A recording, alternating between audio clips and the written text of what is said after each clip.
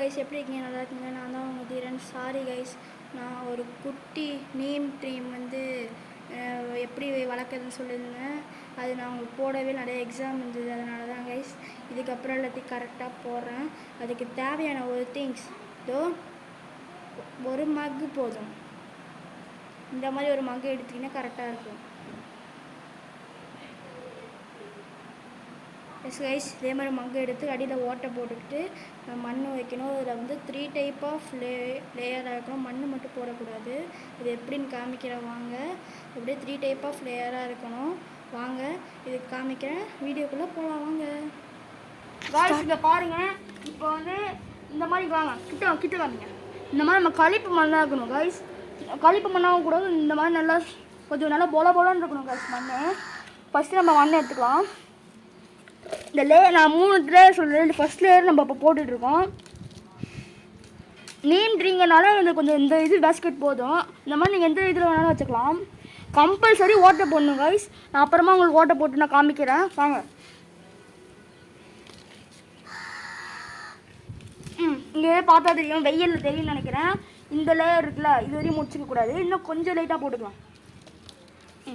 Tree வேணும், நீங்கள் எந்த ட்ரீ இருந்தாலும் இது ஃபாலோ பண்ணுறதுக்கு சூப்பராக செடி வரணும். குட்டி நீம் ட்ரீன்னு எங்களை வாங்க. எங்கள் வீட்டில் பெரிய வேப்ப மரம் இருக்குது. அதனால் எங்கள் வீட்டை சுற்றி நிறையா வேர் போடுறதுனால நிறையா வேப்பங்கன்று வளரும். அந்த மாதிரி இங்கே ஒரு இருந்துருக்கு கைஸ். வாங்க, நல்லா செழிப்பாக நல்லா ஸ்ட்ராங்காக இருக்குது. அது ஸ்ட்ராங்காக இருக்குன்னு அதை எடுத்துனேன். ஆக்சுவலி நான் இந்த வீடியோ போட்டு ரொம்ப நாள் ஆகிடுச்சுன்னு நினைக்கிறேன். இந்த பாருங்கள் வேறு இந்த அளவுக்கு இருக்குது. பட் பாதி வேறு இவ்வளோ கட் ஆகிடுச்சுன்னு நினைக்கிறேன் கைஸ். அது தெரிஞ்சு இது பரவாயில்ல, இது செட் ஆகும். வாங்க வைக்கலாம். இதெல்லாம் தண்ணியில் வச்சுக்கோங்க கைஸ். ஓகே வாங்க போகலாம். கட் காய்ஸ், இப்போ வந்து நம்ம நெக்ஸ்ட்டு இந்த மண்ணை எடுக்க போகிறோம். அதாவது நம்ம பீச்சு மாதிரி இருக்குன்னு சொல்லலைங்க. பாருங்கள், இந்த மண் பீச்சு மாதிரி இருக்கும் பாருங்கள். இங்கே ஆனால் ரொம்ப அழுத்தமாக இருக்குது, என்ன பண்ணுறது? ஸோ நாங்கள் நோண்டி தான் பார்ப்போம்.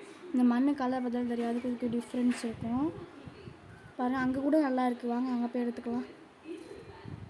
பாருங்க கைஸ், இந்த இடத்துல நம்ம மண் எல்லாம் வாங்க கைஸ். இப்போ மண் அள்ளியாச்சு. வாங்க நெக்ஸ்ட்டு நம்ம இது வைக்கலாம். அதுக்கு முன்னாடி நம்ம செடி எடுத்து நட்டு வைக்கலாம். முன்னாடி பிடுங்கின செடி அடி முழுசாக வரல, அதனால் வந்து நம்ம இந்த இன்னொரு செடி வைக்க போகிறோம். இந்த செடி வைக்க போகிறது பாருங்கள், அடி வேர் வரையும் வந்துருக்கு. அந்த செடி வேறு இதில் வச்சு பார்க்கலாம் கைஸ். இப்போ இது வந்து இது அதனால அடி வேர் இருக்குனால நம்ம இதில் வச்சிடலாம். செகண்ட் லேயர் போடுறதுக்கு முன்னாடி இதை வச்சிடணும் கைஸ். இப்போ நல்லா பாருங்கள், இதுதான் முக்கியமான இடம். லைட்டாக வேறு சைஸ் ஓட்ட போடுறது. அடி பிளாஸ்டிக் வரையும் போயிடக்கூடாது, லைட்டாக மண் இருக்கணும். அதுக்கப்புறம் தான் அதனால கரெக்டாக இருக்கும். இப்போ வாங்க நம்ம இந்த சாண்டு மண் போட்டுக்கலாம் கைஸ். பார்த்து ஸ்ட்ரைட்டாக வச்சு போடுங்க கைஸ். இல்லை ஸ்டெம்மு ஸ்ட்ரைட்டாக வராது. இது முக்கியமான இடம், நல்லா கவனிச்சிக்கோங்க. ஓகே கைஸ், வாங்க இப்போ மண் போட்டாச்சு.